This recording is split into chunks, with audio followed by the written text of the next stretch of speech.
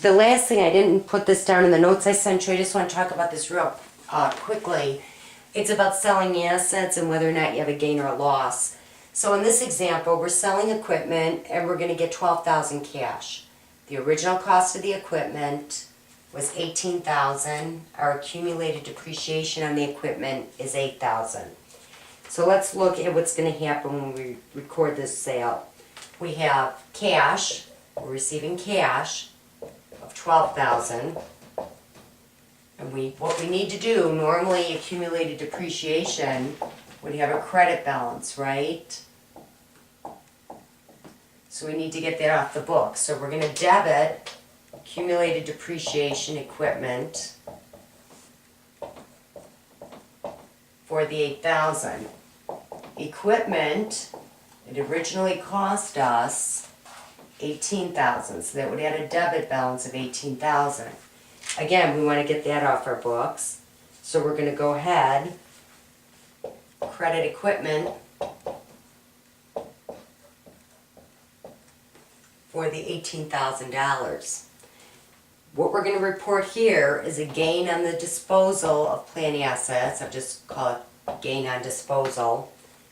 And what the gain we're going to receive, the book value, of course, is the $18,000 minus the $8,000, right? So our book value is $18,000 minus $8,000. Book value is $10,000. We are receiving $12,000 cash. We're getting a gain of $2,000, right? We're getting $2,000 more than the book value. So we're going to go ahead and record a gain of $2,000. And of course, we would have gone ahead, credited the equipment, debited accumulated depreciation, and that is now, each of those accounts is zero. Let's look at this. If we would have received cash, instead of getting cash of $12,000, let's say we only received cash of $9,000. Okay, so right now we only have cash of $9,000. Let's fix that, 18,000. Okay. Now, let's look at what would have happened. Move this down.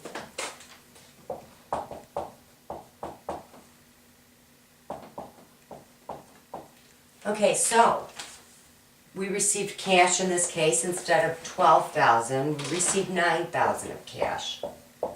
The book value is still $10,000. It was the $18,000 we originally paid for it, minus the $8,000 of accumulated depreciation. The book value is $10,000. We're only getting $9,000 for it, right?